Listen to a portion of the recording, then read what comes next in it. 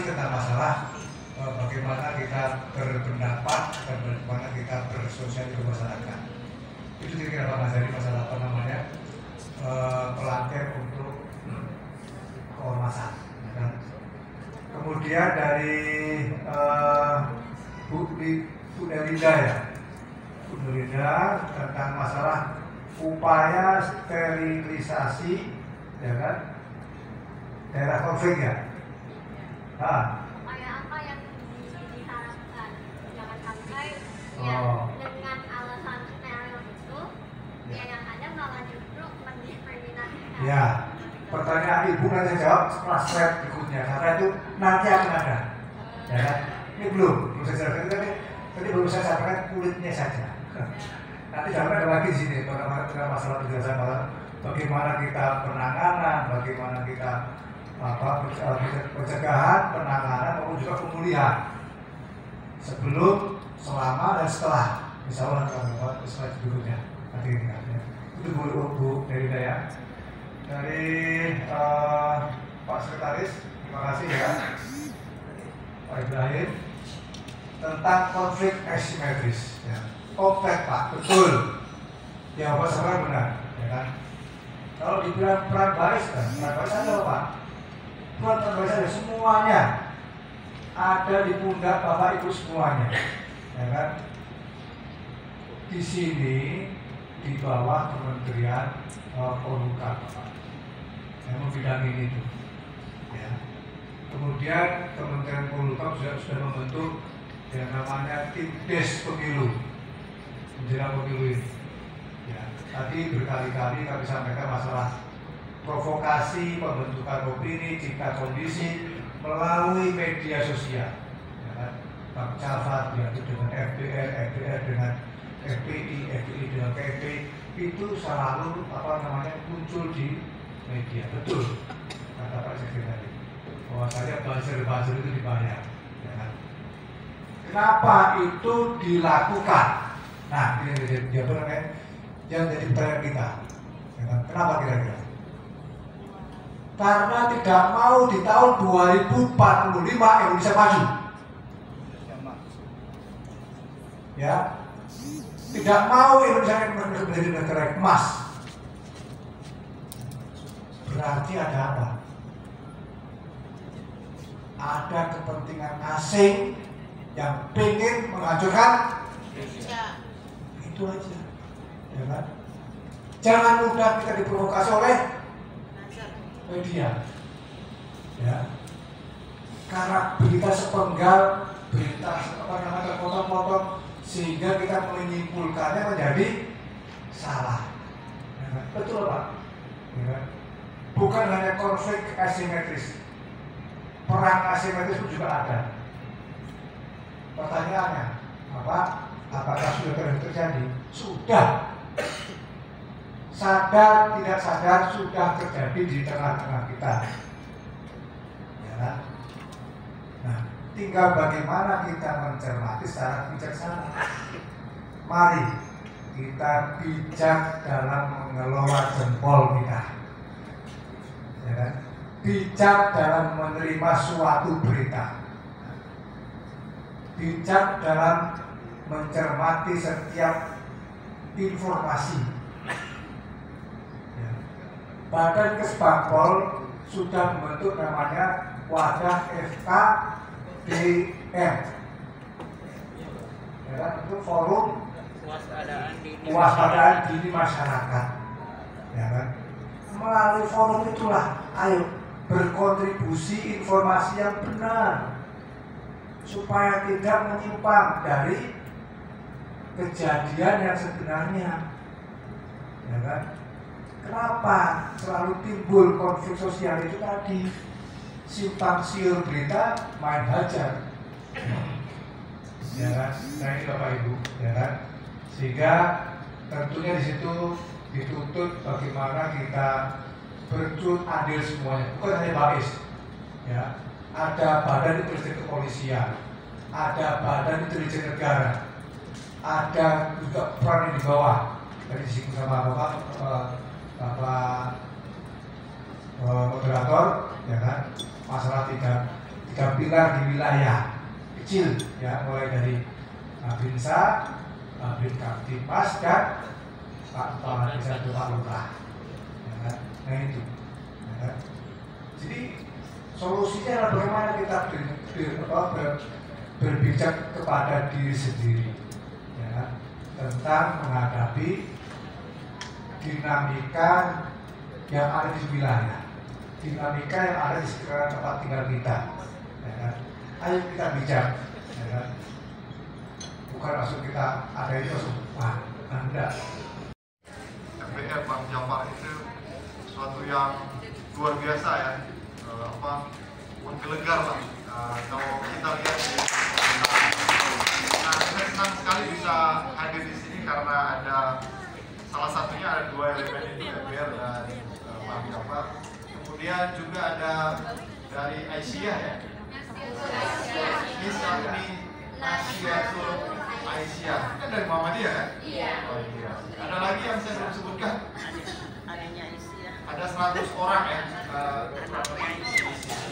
Saya akan berbagi, sebenarnya ini berangkat dari apa yang saya alami selama saya di lapangan. Jadi tugas seorang akademisi, seorang dosen.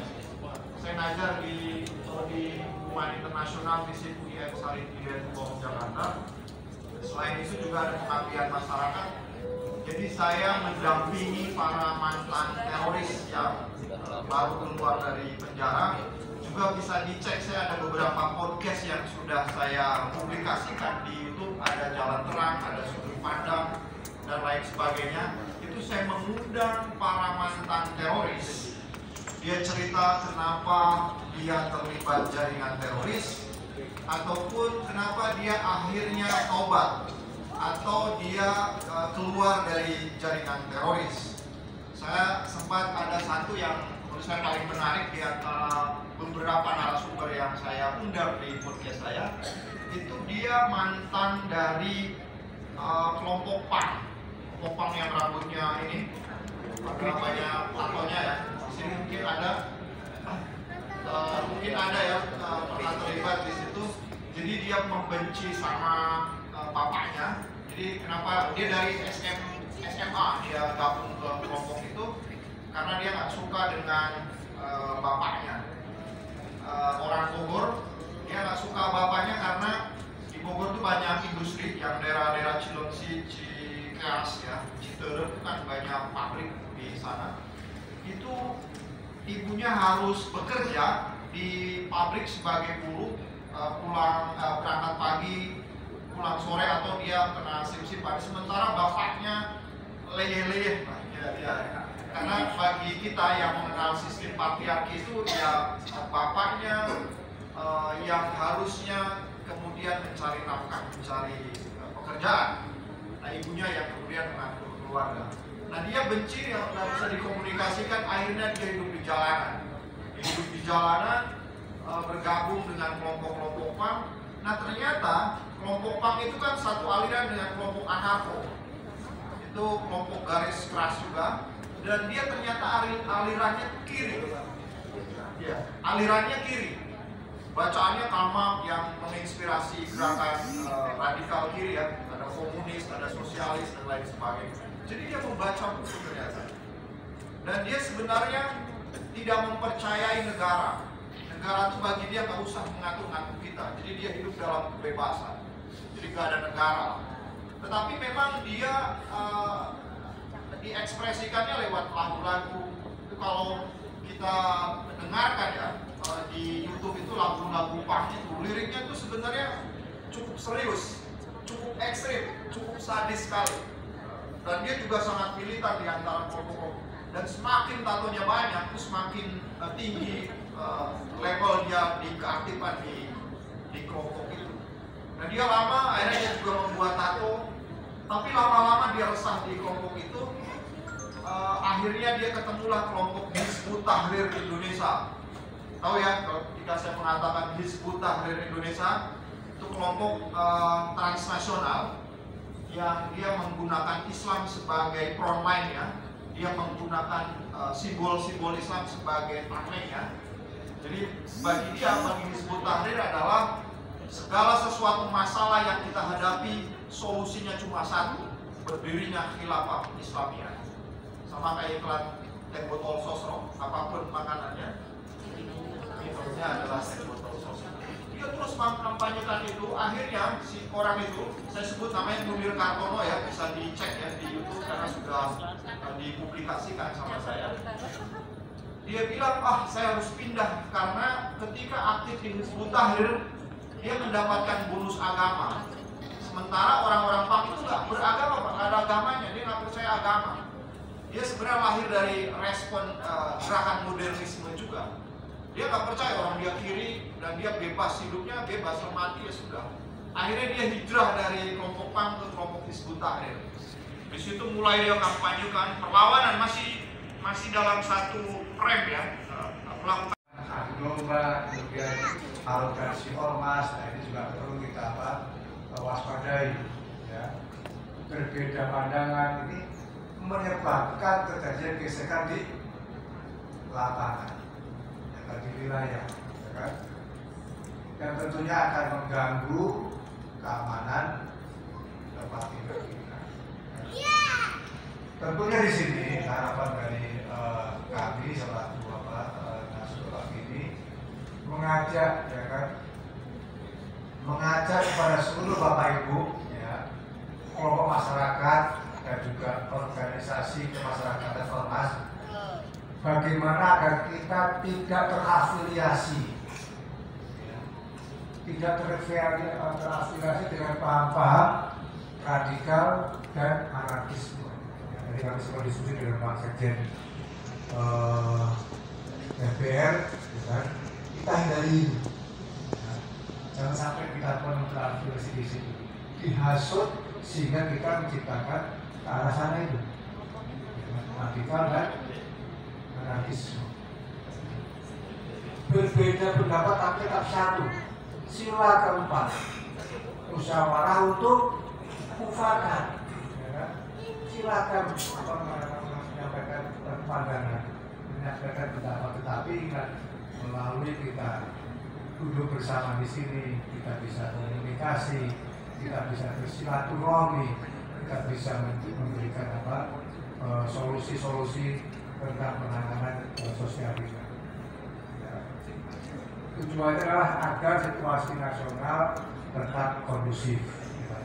Karena apa? Barometernya Indonesia ada di Jakarta, ada di pundak Bapak itu sekarang. Bagaimana kita menjaga wilayah kita di sini. Next slide.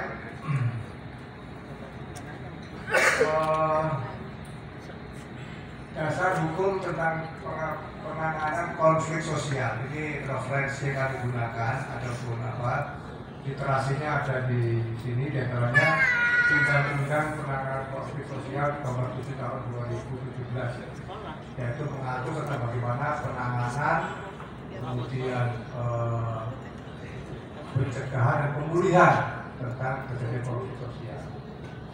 Kemudian masalah peraturan Kemendagri tentang masalah pelaksanaan koordinasi penanganan konflik sosial. Tentunya setiap kesempatan melalui badan Kesbangpol ini senantiasa memberikan Sebelum saya bertanya, saya ingin cuma mengkerucutkan bahwa konflik sosial itu memang dua pertentangan yang sangat berbeda. Tapi sekarang ini konflik kita itu konflik asimetris, Pak. Ada konflik nyata, ada konflik maya. Bukan mayanya Mansur S, Pak. Kalau nyata itu udah jelas. Rata-rata radikalisme, konflik itu bicara perut, Pak. Bukan bicara kekuasaan. Tapi yang bahaya ini kalau dia itu udah menghasut di dunia maya. Banyak buzzer-buzzer ini sekarang yang tidak bertanggung jawab. Kita nggak tahu kita perang dengan siapa. Bisa aja Bang Jafar diadu dengan FBR, ya kan? Itu berdasarkan dari dunia maya yang kagak jelas. Nah inilah tujuannya daripada Kominfo agar yang seperti itu segera diredam, di-delete. Nah ini peranan daripada pemerintah. Buzzer itu dibayar, Pak. Yang untung siapa? Yang untung adalah media. Ributnya FBR dengan ributnya PP itu 400 juta, Pak, keuntungan daripada media-media online. Nah, ini yang bahaya, Pak. Kalau bicara konflik rebutan lahan sama RW sama polsek selesai itu. Dan saya sudah berkali-kali menyelesaikan konflik sebentar, Pak. Karena kita ada EPK, Forum Pembauran Kebangsaan. Dua-duanya konflik itu ada di situ. Karena ada sebagian saudaranya Bang Japar dia anggota MPR. Anggota MPR mungkin bapaknya di Bang Japar. Lingkarannya cuma di situ-situ aja. Tapi kalau bicara konflik asimetris, konflik politik, konflik kekuasaan, ini yang main buzzer, Pak. Nah, inilah bagaimana peran BAIS dalam menangani ini. Kita nggak bisa menjangkau, Pak. Ormas-ormas itu ada batasannya, Pak. Nggak bisa mencapai batasan yang udah di atas. Nggak bisa, Pak.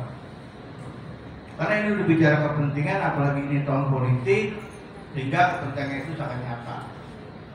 Nah, kita minta supaya BAIS melalui dari Forkopimda itu segera, Pak, membentuk tim terpadu untuk penanganan basis-basis yang konflik maya ini.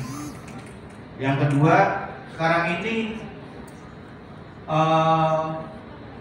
paradigma mulutmu harimaumu udah nggak berlaku, Pak. Yang ada jempolmu adalah harimaumu. Gitu. Mungkin itu aja yang bisa saya sampaikan. Wassalamualaikum warahmatullahi wabarakatuh. Waalaikumsalam. Cukup gabung sangat luar biasa, walaupun sebagian ada yang mengantuk gitu ya. Tapi yang serius mengikuti materi ini sangat luar biasa dan sangat berguna sekali. Nah, pertanyaan dari kami itu yang pertama adalah ketika di masyarakat ini kita kan tahu ya banyak ormas, kemudian banyak juga preman, banyak juga yang namanya geng motor, kelompok-kelompok yang merasa dirinya paling benar, kelompok-kelompok yang merasa dirinya paling jago gitu ya. Nah, ketika berada di tengah-tengah masyarakat, mereka ini terkadang ada yang negatif yang membuat onar sehingga terjadi bentrokan seperti yang tadi disampaikan oleh Bapak. Nah, pertanyaan sederhananya adalah sebagai masyarakat awam, terkadang ketika melihat kelompok ini sedang tawuran dan segala macamnya, mereka takut untuk melerai. Itu karena takutnya apa? Takutnya ada dari bagian kelompok tersebut melihat, oh itu cari gara-gara, bahkan bisa diserang rumah, bahkan keluarga dan sebagainya. Pertama, manajemen konflik yang seperti apa yang diterapkan oleh masyarakat ketika ada konflik di tengah-tengah masyarakat yang disebabkan oleh kelompok yang tidak bertanggung jawab. Itu yang pertama. Kemudian yang kedua, sederhana saja, dari Badan Intelijen Strategis sendiri, ini ada nggak program yang kira-kira bisa bekerja sama dengan ormas gitu ya? Program yang seperti apa, misalkan contoh misalkan pelatihan atau apapun bentuknya yang kami sebagai ormas ini bisa mengikuti program tersebut. Itu saja mungkin dua pertanyaan dari saya. Terima kasih. Assalamualaikum warahmatullahi wabarakatuh. Saya Melida Nawati dari Nahdlatul Ulama Angkatan. Saya ingin tanya Pak, mungkin gini selain kan belum ditanyakan. Saya ingin bertanya tentang upaya sterilisasi. Maksud Bapak ini upaya sterilisasi seperti apa yang diharapkan atau yang ingin dilakukan? Jangan sampai alih-alih sterilisasi justru yang terjadi malah diskriminasi sosial lagi antar golongan masyarakat. Ya, baik. Masih ada satu lagi? Ya, silakan Bang. Agama mungkin organisasi beragama. Begitu, silakan Bang. Sampai jam 12 kurang. Ya, bisa silakan. Baik, terima kasih Pak Haji. Assalamualaikum warahmatullahi wabarakatuh. Alhamdulillahirrahmanirrahim. Terima kasih sebelumnya kami sampaikan kepada Kepala Kesbangpol DKI Jakarta dan Kabid Kerawanan Kesbangpol atas undangan di pagi hari ini. Pak Haji dan Bapak Ibu semua, baik dari MPR, dari Bank Jabar maupun dari Nasihatul Aisyah yang saya muliakan. Sesuai dengan materi yang diberikan oleh panitia tentang penguatan moderasi beragama dalam upaya penanganan konflik sosial. Nanti saya akan menyampaikan beberapa materi umum dulu, baru kemudian berkaitan dengan konflik sosial, dan terakhir terkait dengan bagaimana dengan penguatan moderasi beragama itu sendiri, sehingga biar kita mendapatkan gambaran yang utuh ya tentang kenapa kok kemudian muncul moderasi beragama dan pentingnya penguatan moderasi beragama tersebut. Pertama, kalau kita lihat dalam konstelasi geopolitik dunia, dalam konteks geopolitik global, bahwa setelah perang dingin ya, setelah Amerika dengan Uni Soviet, kemudian blok timur barat itu sudah tidak ada lagi, maka sebetulnya benturan yang terjadi dalam konteks konflik global itu bukan dalam konteks pertarungan antara satu negara dengan negara lain, pertarungan secara ideologi, secara politik, atau secara ekonomi. Tetapi kalau merujuk kepada Samuel Huntington dalam Clash of Civilization itu, bahwa pertarungan yang muncul antara kelompok-kelompok masyarakat baik di tingkat global maupun di tingkat nasional itu justru dipicu oleh benturan kebudayaan, benturan peradaban. Dan kalau kita lihat, saya ingin merujuk ke luar dulu biar kita mendapatkan gambaran yang lebih jelas. Misalnya kalau di Indonesia ya, kalau di Indonesia ini kan umat Islam itu mayoritas, ya. Maka kita bisa mengambil perbandingan itu justru keluar dulu, di mana sebagian kita sudah sangat meyakini bahwa konflik selagi kita masih hidup pasti akan ada konflik. Selagi kita masih bernapas dan juga masih menjalankan sosial kemasyarakatan, pasti ada konflik.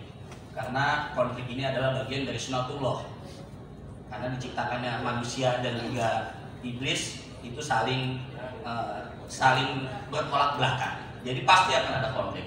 Cuman mungkin hanya orang-orang yang mampu nanti memenangkan dari persoalan-persoalan konflik, itulah nanti yang memang membuat kita menjadi orang-orang yang terpilih dan menang. Dan saya pikir konflik itu memang harus di-manage juga supaya bisa diminimalisir. Mungkin dihilangkan agak berat untuk hilang, tapi diminimalisir mungkin bisa. Nah, inilah perannya pemerintah dalam hal ini.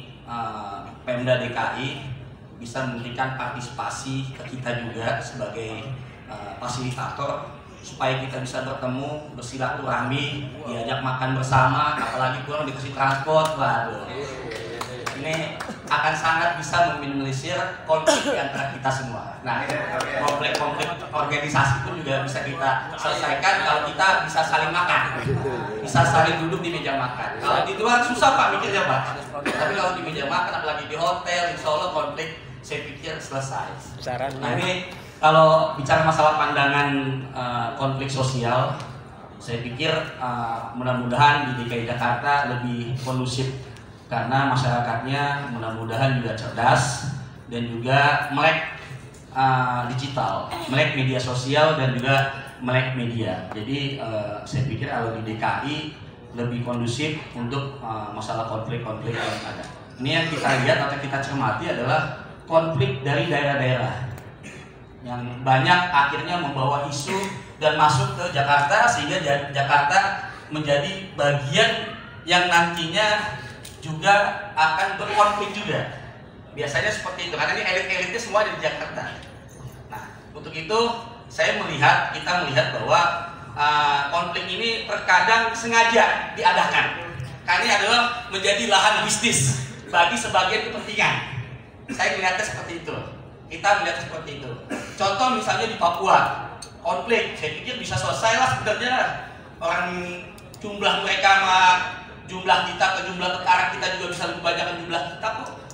Ya mungkin Bapak Kolonel lebih paham mungkin, saya pikir bisa selesai. Tinggal masalahnya adalah kita mau nggak menyelesaikan urusan-urusan. Baik lagi itu ada di pemerintah. Ya, selagi pemerintah punya kepentingan, saya pikir konflik tidak akan selesai. Itu adalah bagian dari dalam tanda kutip bisnis teman-teman yang nanti akan bisa menyelesaikan urusan konflik itu sendiri. Nah, jadi karena memang banyak juga yang mau bertanya, saya singkatkan saja. Nah, ini karena ini adalah materi tentang konflik sosial. Pertanyaan saya adalah apakah lingkup sosial atau perubahan sosial yang biasanya banyak dilakukan oleh masyarakat pada umumnya, termasuk kita semua, ini bisa menciptakan konflik sosial lainnya yang lebih besar. Nah, ini saya juga ingin menanyakan, tadi disampaikan paparannya sangat bagus sekali oleh Pak Ferry. Namun saya rasa dari konflik-konflik yang ada, yang masih kita rasakan sekarang ini, itu adalah less of trust, Pak. Dari masyarakat ini kita mau percaya ke siapa? Seharusnya media dan pemerintahan bisa mengolah sedemikian rupa agar bisa masyarakat ini memiliki satu sisi kepercayaan gitu kepada pemerintah. Sekarang saja berseliweran banyak seperti yang dulu saya sampaikan media-media yang seharusnya memberikan yang sebenarnya informasi yang akurat, tapi banyak sekali bahkan yang menjadi ajang-ajang pembangunan ideologi baru atau permasalahan baru yang malah menambah konflik bertambah panas gitu. Belum lagi ditambah dengan isu-isu agama itu sendiri. Antar kita saja pun Pak, itu masih banyak sekali permasalahan-permasalahan yang belum ada titik baiknya gitu. Jadi mohon pencerahannya Bapak. Terima kasih. Assalamualaikum warahmatullahi wabarakatuh.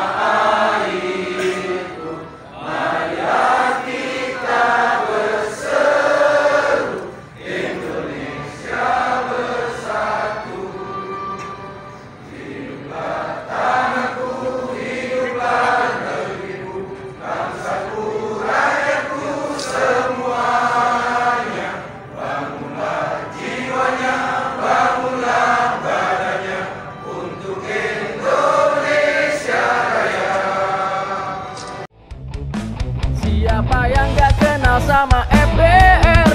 Lihat tongkrongannya AJU